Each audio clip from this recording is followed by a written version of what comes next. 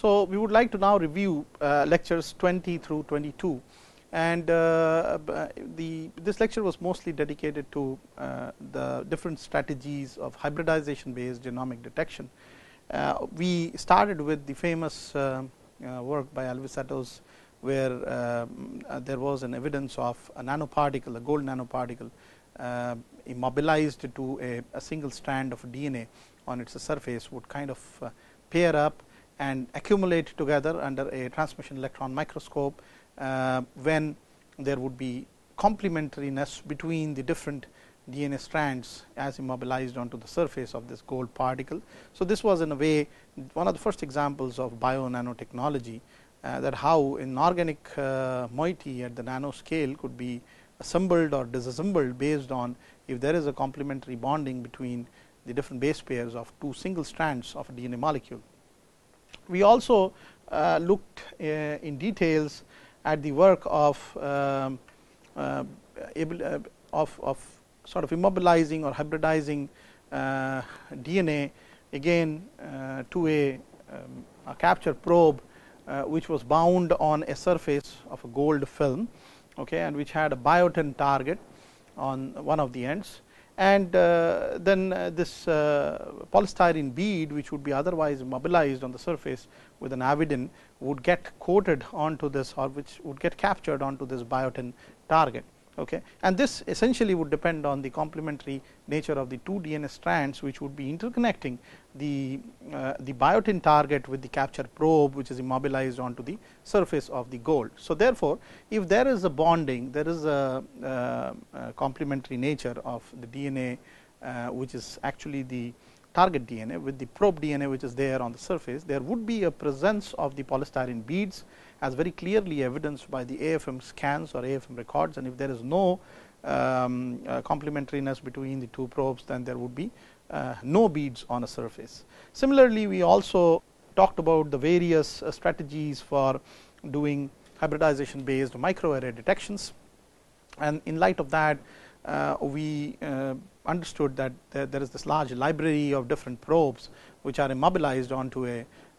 chip scale, and then each probe would be responsible for a binding event corresponding to its own target, and this target would be labeled fluorescently. So, therefore, wherever there is a presence of a target would open up a pixel or a dot which would be machine readable, and based on the intensity of the dot one could figure out about the concentration of the target and also the nature, the molecular nature of the target, just because it bound to certain species which was there in as a part of this particular array. So, we also learned that there are two different strategies for doing this immobilization and making this microchip. One was the electronic placement strategy, where we would use electric field on small electrodes to get the DNA very close to a surface, so that it could bind onto a small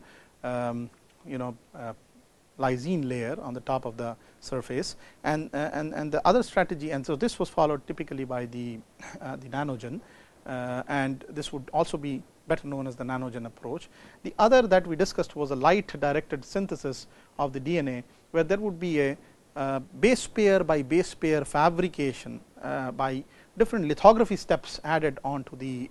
whole assay, where you could eventually grow a DNA or a probe sequence of the desired type with several combinations which are available on the way that you change the chemical patterning technique. So, it is basically a photochemical patterning technique that you are using for growing up DNA on the surface. So, this was popularly called the Ephemetrix assays. Both these companies actually have sold quite a bit of these microchips all around the world for molecular diagnostics.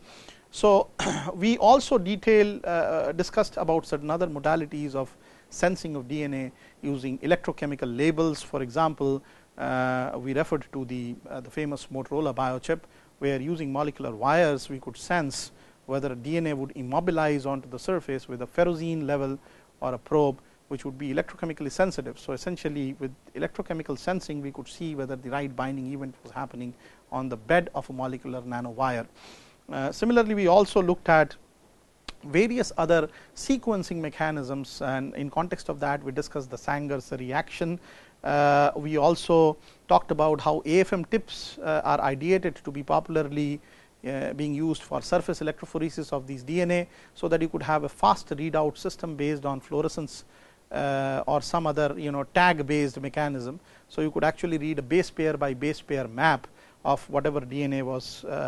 incorporated. We in a detailed manner looked into nanopores and the way they behave in the presence of electrical fields by translating DNA across the pore, and it would typically act as a as an ion channel. We looked into the fabrication strategies of some of the inorganic nanopores and how they would be fabricated with things like SOI, for example, silicon on insulator, so on and so forth. We also discussed about mechanical cantilevers and how mass based sensing could be utilized for studying binding events. The famous example that was discussed was the very first AFM tip which was developed at IBM, and how that could be used for DNA hybridization array. We also talked a little bit about how this could be used for even protein-protein binding. So, the mass based cantilever approach can be used for a protein-protein binding to find out or detect very small mass limits of protein molecules. And then finally, we detailed into the protein structure, the basics about what are the different kind of conformations that the protein would have. We also looked at how the proteins would be produced within a living cell by this huge nanomachinery which is at work, where a simple DNA would be transcripted at the first stage to a small messenger RNA, which would eventually lead to the formulation of a completely different translated sequence of molecules or amino acids known as proteins. So, in a nutshell, we covered all this in lecture 20 to 22. Thank you.